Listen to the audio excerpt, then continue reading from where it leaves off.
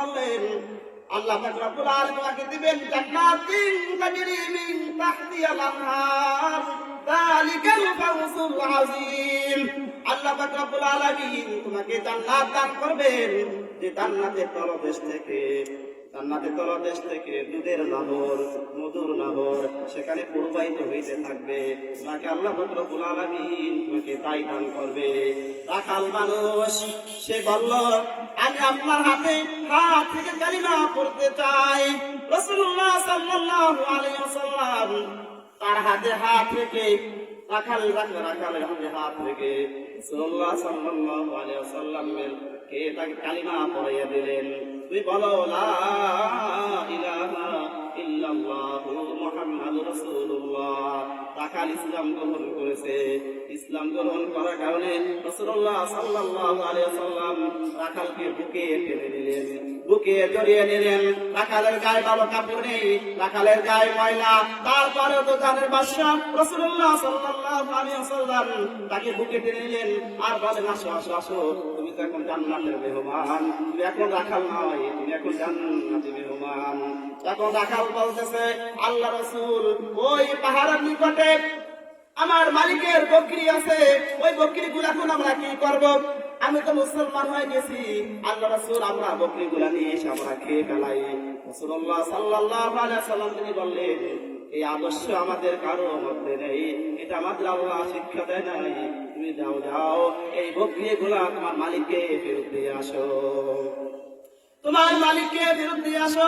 আর মালিক তুমি বলবা আমি রাসূলুল্লাহ সাল্লাল্লাহু আলাইহি ওয়াসাল্লাম তার হাতে হাত রেখে ইসলাম গ্রহণ করেছি, মালিক আমাকে ফেরত দাও, আমাকে ফেরত দাও, আমি যাইতে চাই রাসূলুল্লাহ সাল্লাল্লাহু আলাইহি ওয়াসাল্লাম তার কাছে। রাসূলুল্লাহ তখন রাখাল বকরিগুলা মালিককে ফেরত দিতে গেলেন, যে বলে মালিক এতদিন বুঝি নাই পাহাড়ের নিকটে দুধারের বাদশা রাসূলুল্লাহ সাল্লাল্লাহু আলাইহি ওয়াসাল্লাম তিনি এসেছেন, আমি তার হাতে হাত রেখে কালিমা পড়েছি। তোমার ছাগলগুলো তোমার বকরিগুলো তুমি গুনে গুনে নাও, একটা কম আছে কিনা, যদি একটা কম থাকে তোমাকে আমি এখন সেটা কিনে দিয়ে যাব, আর আমাকে তুমি বিদায় দিয়ে দাও। রাখাল ওই মালিক সমস্ত বকরিগুলো গুনে গুনে গুনে রেখেলেন।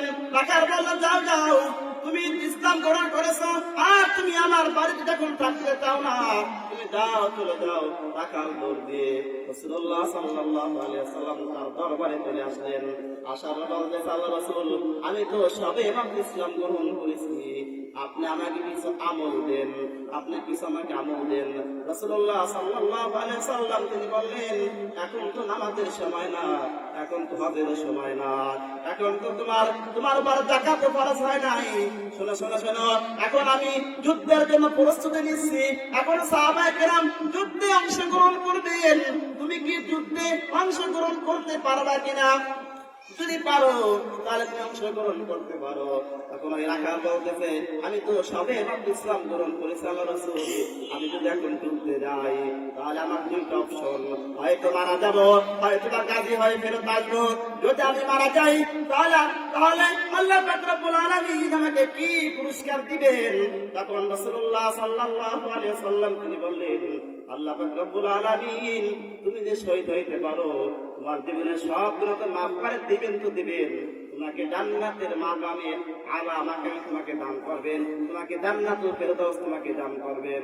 এই সুসংবাদ পেয়ে রাখাল ইহুদি, আগে ছিল ইহুদি এখন সাহাবী হয়ে গিয়ে তিনি তরবারি নিয়ে যুদ্ধের ময়দানে ঝাঁপিয়ে পড়লেন। যুদ্ধের ময়দানে ঝাঁপিয়ে পড়ার পর কাফের দিকে প্রস্তুততা করতে করতে করতে এক পর্যায়ে ওই ইহুদি সাহাবী তিনি শহীদ হয়ে গেলেন। শহীদ হয়ে যাওয়ার পর যখন যুদ্ধ শেষ হয়ে গেল, যুদ্ধ শেষ হয়ে যাওয়ার পর তখন সাহাবায়ে কেরাম দেখলেন তাদের সাথী ভাই অনেক পরিচিত সাহাবী শহীদ হয়ে গেছেন, কিন্তু পরিচিত সাহাবীদের মধ্যে এমন একজন ব্যক্তিকে দেখা যায় তাকে আমরা কেউ চিনতাম না। সাহাবায়ে কেরাম কানা ঘুষা করতেছে যে এই ব্যক্তিকে। রাসূলুল্লাহ সাল্লাল্লাহু আলাইহি ওয়াসাল্লাম তিনি দূর থেকে বললেন, ও সাহাবায়ে কেরাম শোনো শোনো, তিনি হচ্ছেন নতুন ইসলাম গ্রহণ করেছে। ইসলাম গ্রহণ করে কিছু সে করতে পারে নাই, নামাজ পড়তে পারে নাই, সে হজ করতে পারে নাই, কোরআন পড়তে পারে নাই, কিছু করতে পারে নাই, সে সবে ইসলাম গ্রহণ করেছে। তোমরাও দেখো নাই, ইসলাম গ্রহণ করে যুদ্ধের ময়দানে ঝাঁপিয়ে পড়েছে। শোনো শোনো সাহাবায়ে কেরাম, ওই সাহাবীদেরকে তোমরা নিয়ে আসো, তোমরা পরিচিত না হয়েছে গিয়েছে, আমি তাকে তাকে তোমরা ধরে নিয়ে আসো।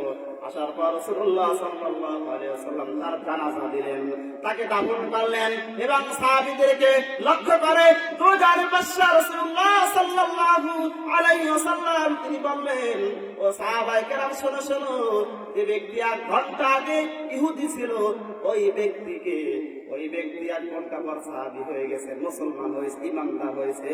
ওই ব্যক্তির জানাজায় আল্লাহ পাক রব্বুল আলামিন শত লক্ষ লক্ষ ফেরেশতা তিনি পাঠিয়েছেন তাকে খুশি করার জন্য। আরে বাবারা, আজকে